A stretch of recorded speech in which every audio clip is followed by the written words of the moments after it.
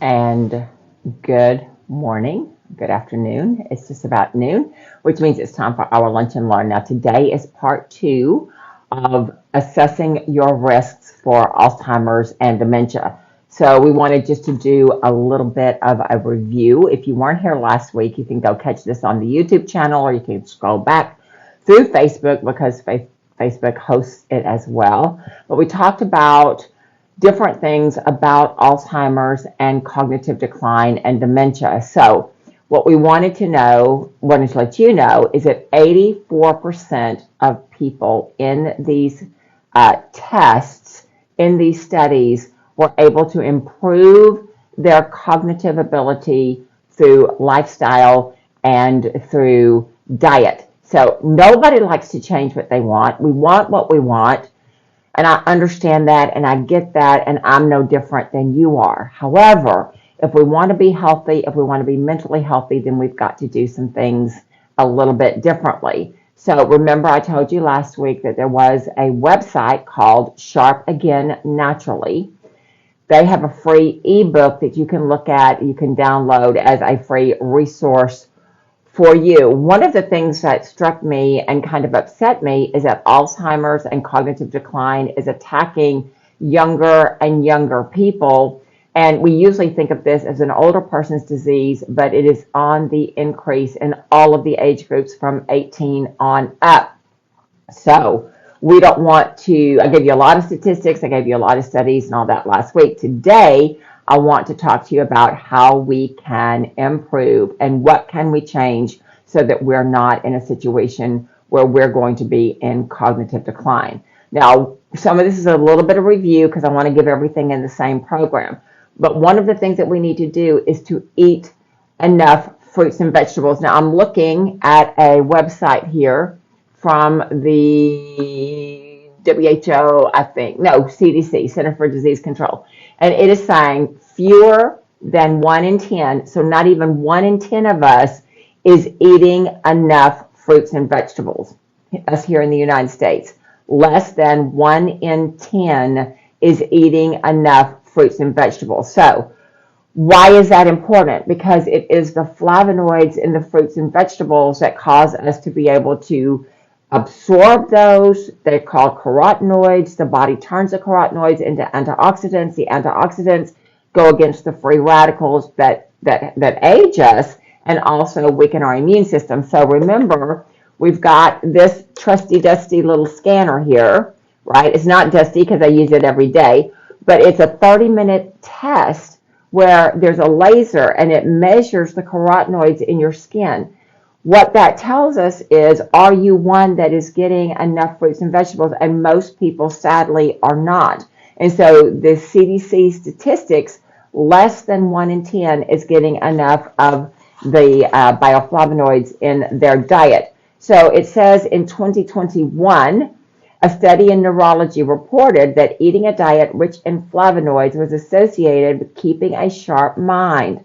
High flavonoid foods include berries, cabbages, kale, citrus fruits, apples, cherries, celery, pears, and peppers. So if you want to make sure that you keep your brain doing what your brain needs to be doing, then you want to be sure that you add those fruits and vegetables into your diet. If you're somebody that absolutely just hates fruits and vegetables, the company Pharmanex makes vitamins that are bioavailable. You absorb them, and they guarantee that it will move you more toward optimum in 90 days, or they will give you your money back. So if you need information on that, let me know. I'll happily hook you up, and it is a great, great thing. My husband and I take them, and we are in the purple. Now, what does that mean?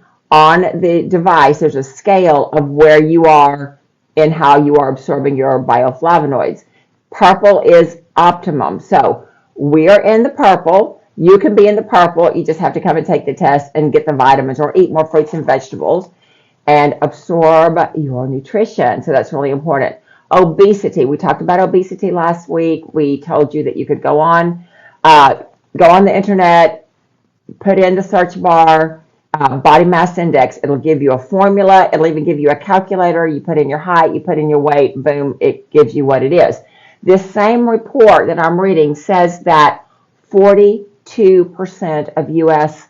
adults are obese. Now, the statistics used to be 1 in 3, okay? That would be 30% or 33%. Now it's 42%, which means we are getting fatter and fatter and fatter. So obesity is a major risk factor for dementia and Alzheimer's. A study published in the International Journal of Epidemiology in 2020 found that people with excess weight in midlife had a 34% higher chance of developing Alzheimer's or dementia.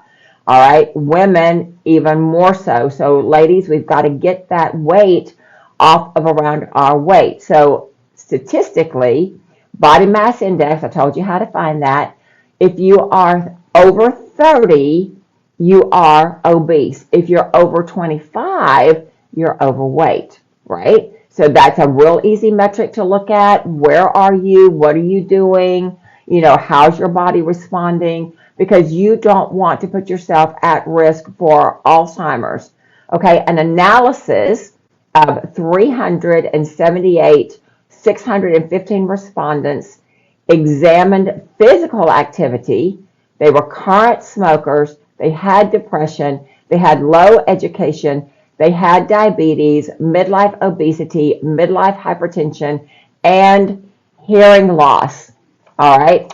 Physical inactivity and low educational attainment were at the very, very top of your risks of Alzheimer's and dementia. So some of that we can correct, right? We can correct obesity. We can correct what we are eating. We can correct education. I mean, I'm learning all the time. You can be a lifelong learner. And if keeping your brain engaged causes your brain not to go into that demented state, then it is just worth it. The extra effort is worth it.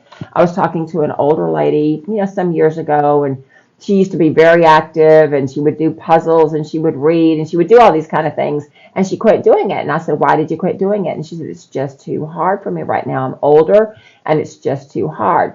Well, I will just tell you, if you make the effort to do that, you will sharpen your brain. Remember, the statistics are 84% of the people that do these exercises will improve, and Alzheimer's and dementia is not the death knell that it used to be. Okay, you got to get that way. You're older. You're going to go into old folks' home. Nobody's going to remember you. You're not going to remember anybody else. It doesn't have to be that way, but you have to work at it in order to make that change. So physical exercise is really, really important. The statistics say that more than 3 out of 4 adults, not even 1%, more than 3 out of 4 adults do not meet the physical activity guidelines to help reduce and prevent chronic diseases. And that's exactly what these studies are showing here. Exercise is one of the best ways to reduce the dementia risk. Regular exercise will help improve oxygen flow, support new brain cells, support improved memory. Moving your body every day can help control blood sugar, improve your sleep, provide the chance for socializing, all the factors that can reduce the dementia risk. All right. Besides all of that, exercise relieves stress, and we know that long-term stress contributes to Alzheimer's and dementia, so we don't want to do that. All right. The next thing that we want to look at is a Swedish study.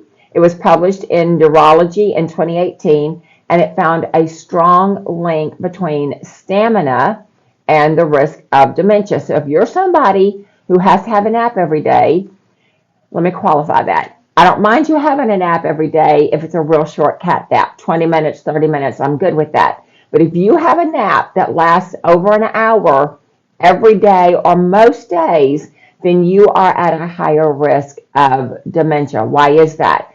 Because that's telling us that there's something going on metabolically in your system, right? Metabolically is how your system works and that kind of thing. If you need long naps every day, then you're really hurting metabolically. We've got things that's going to help you do that. If that's you, if that's something that you need, then reach out, because we have proven products that will work. It changes your blood work. It changes the imaging in your body, specifically when it looks at your internal organs.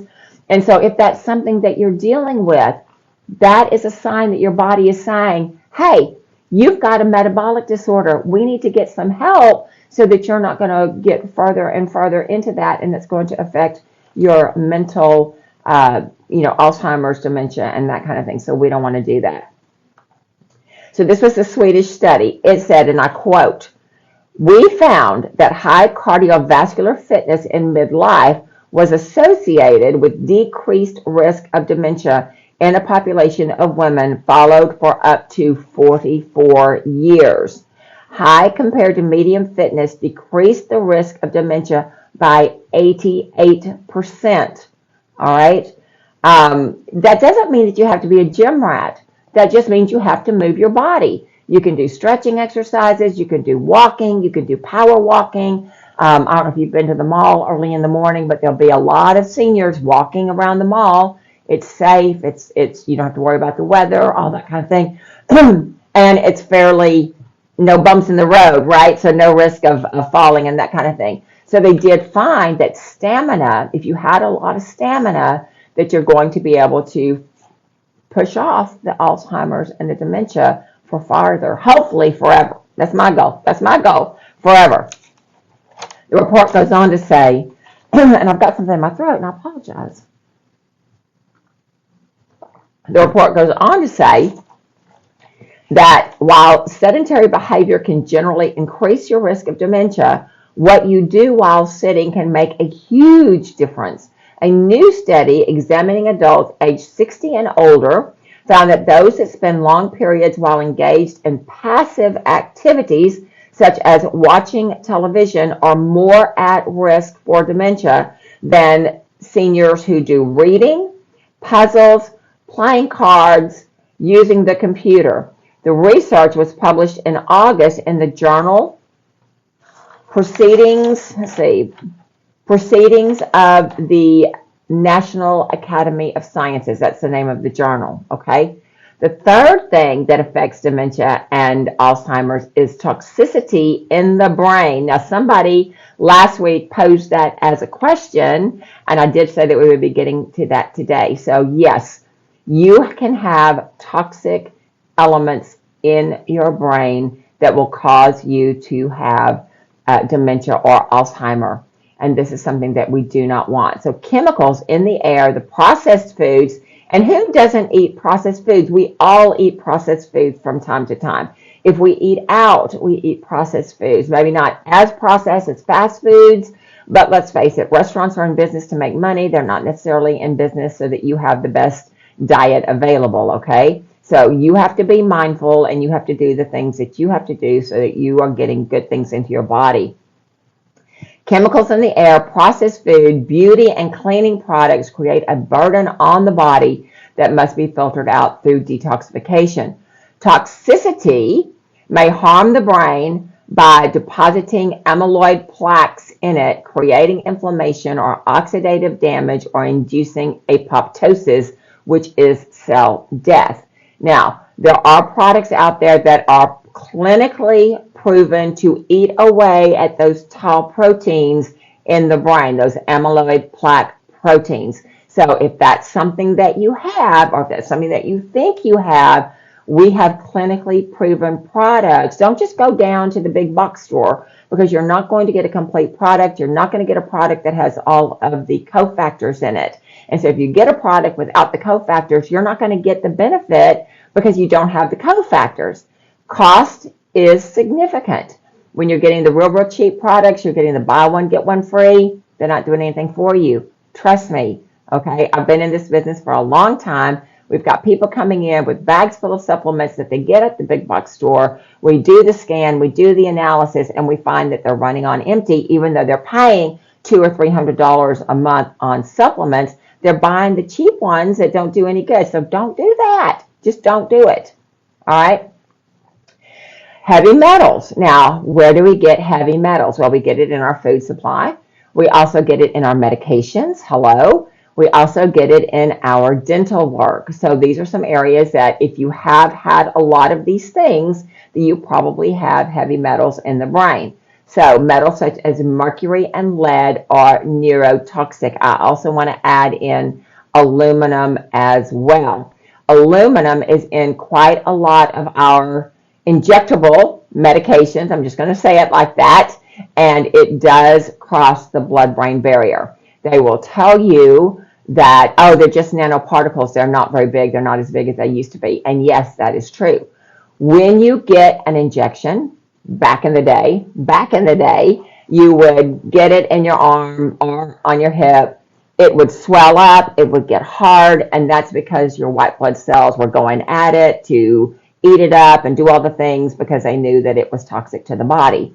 Now, the particles are nano-sized. They bypass your white blood cells and they go right to the brain and they cross the blood-brain barrier. So this has been proven. You can look it up for yourself, and don't be deceived by what some people tell you.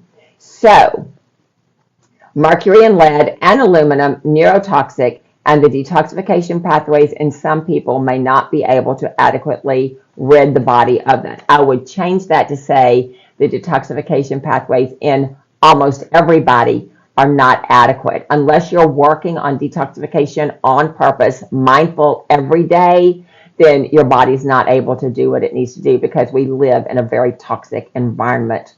These pollutants can be found in your drinking water, the air, fish such as tuna, some dental fillings. So if you are like me, right, back in the day when I was a child and I got fillings, they were silver amalgam fillings. There's no silver in there. It's all aluminum and it's all mercury. So that's what it is. You got to take care of it. There's some good videos out there. There's one called The Smoking Tooth.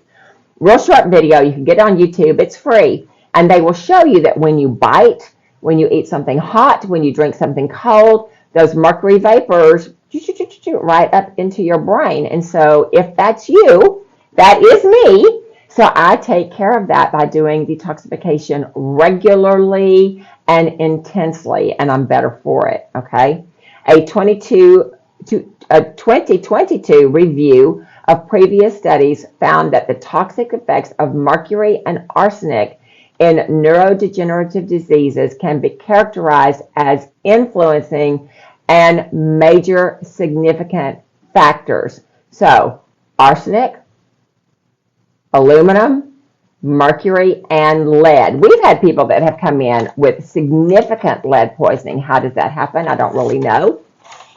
Back in the day when I was little, the pipes were lead, the paint was lead, everything had lead in it, so we were more exposed. But since about 1965, we've had OSHA and different things, and the Environmental Protection Group, all that, and so we're much, much better now than they were. But if you have people in your life that have personality disorders, you can pretty much bet that they've got toxic metals in their brain. We had a young girl here, I think she was about 9, and she was hallucinating and all kinds of things.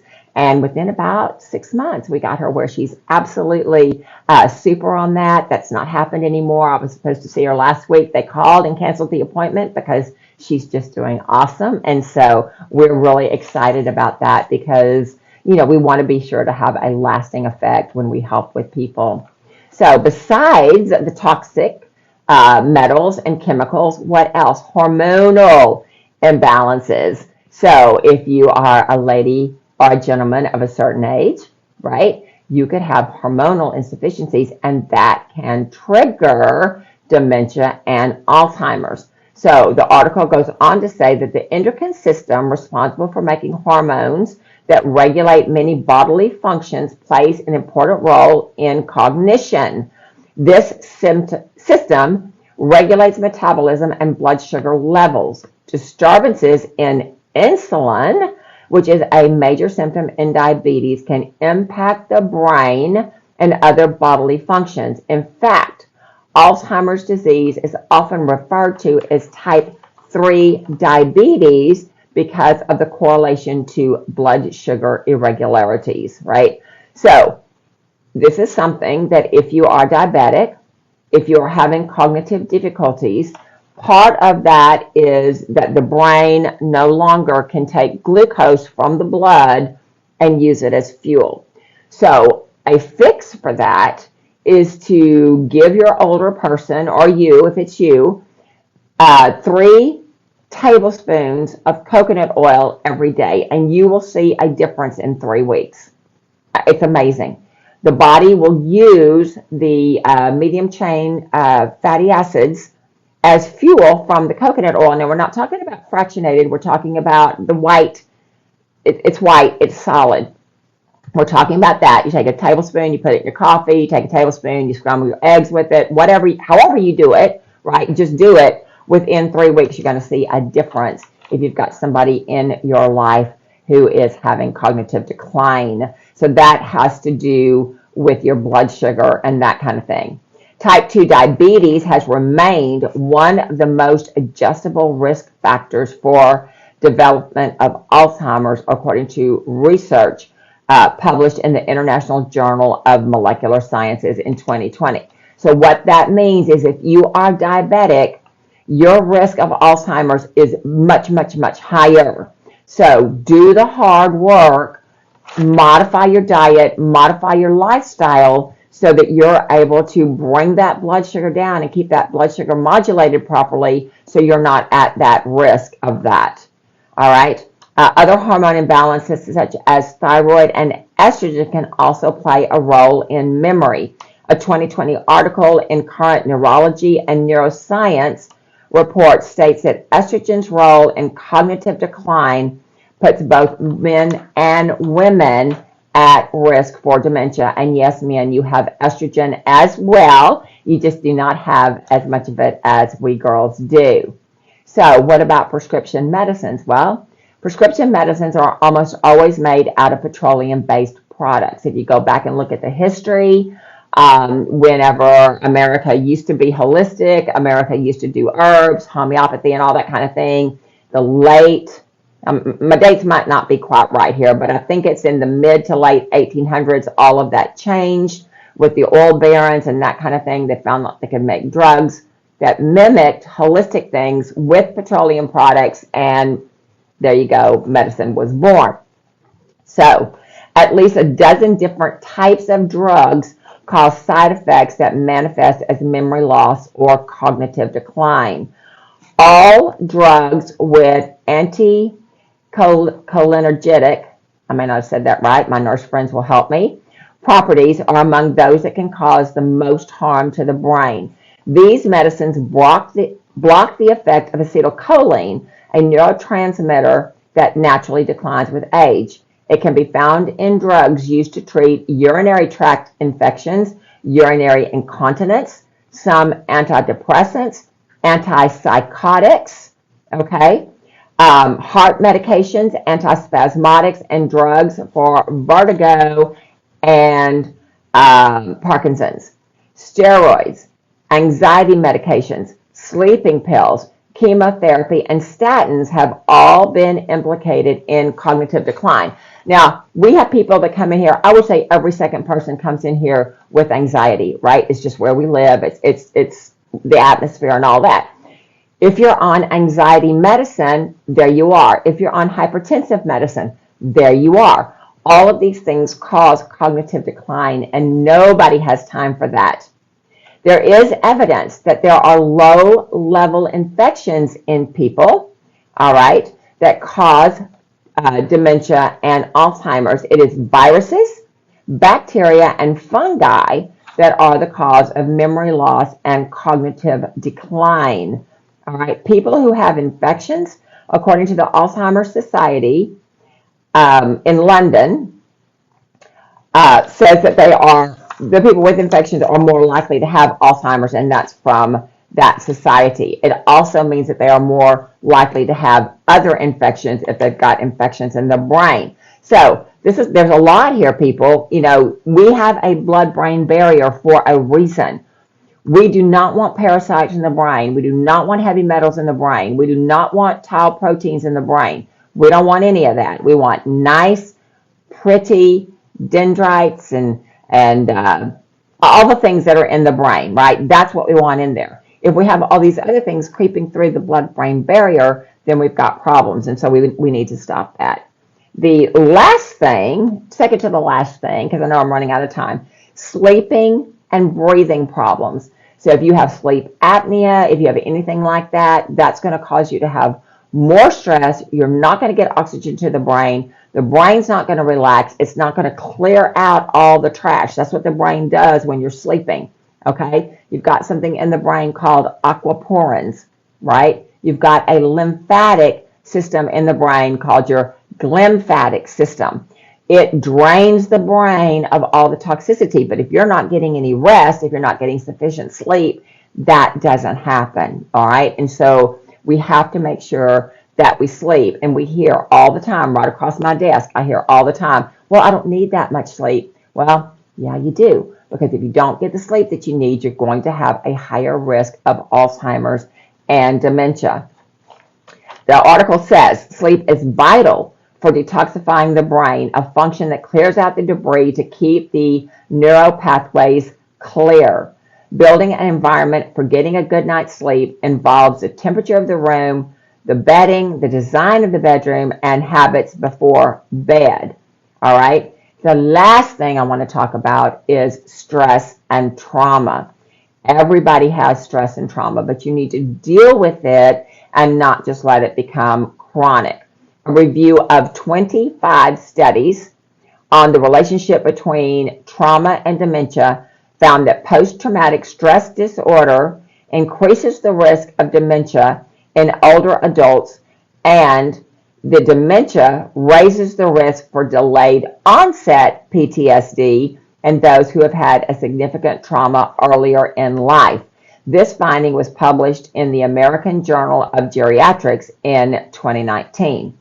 Trauma and chronic stress can also elevate cortisol levels, and that causes inflammation, which causes memory lapse, confusion, and depression. Stress is often associated with a myriad of health problems such as weight gain, headaches, digestive issues, insomnia, and all of that.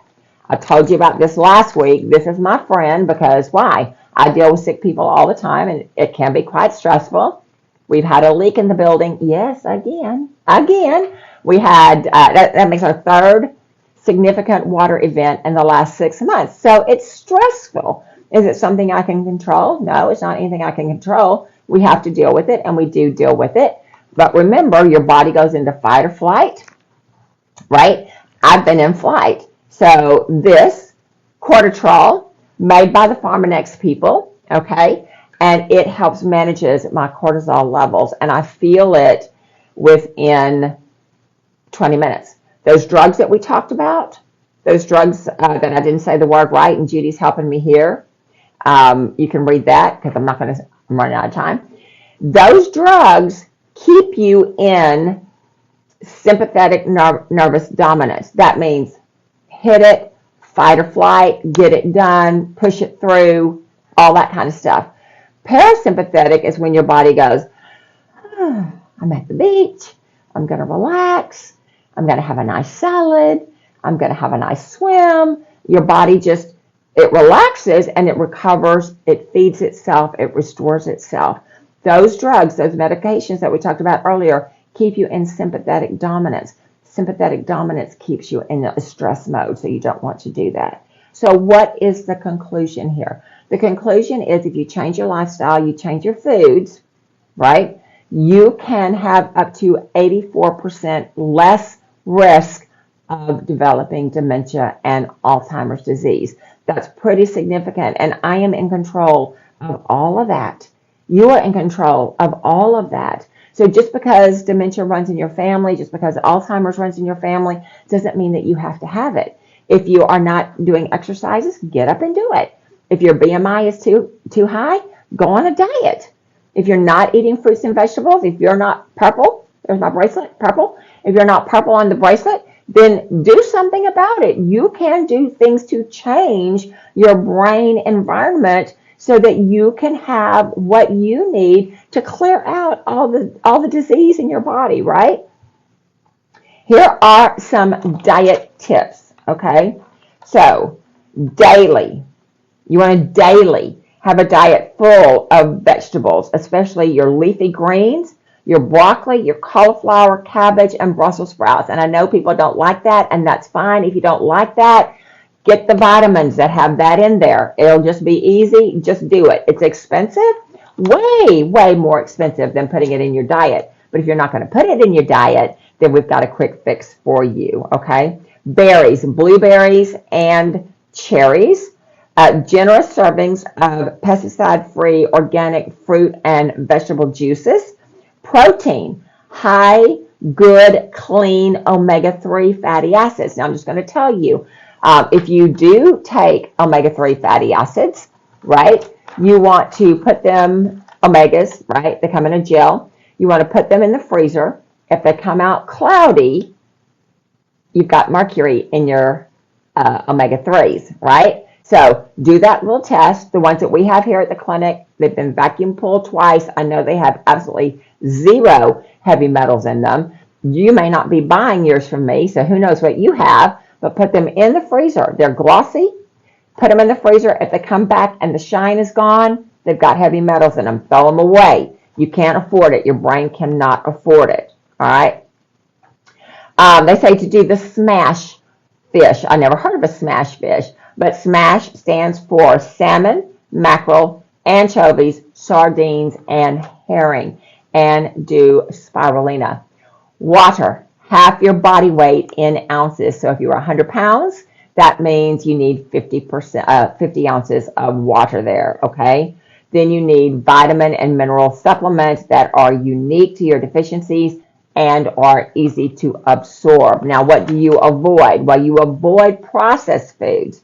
You avoid baked goods, rice, pasta, anything made with white or refined flour, refined sugars such as corn syrup and high fructose corn syrup, sucrose, and glucose. You avoid those, okay? A lot of people say, well, this particular product has fructose in it. Well, fructose comes from fruit. Fruit is a different kind of sugar, and your body metabolizes it a little bit differently. All right, do not have fruit juice from concentrate.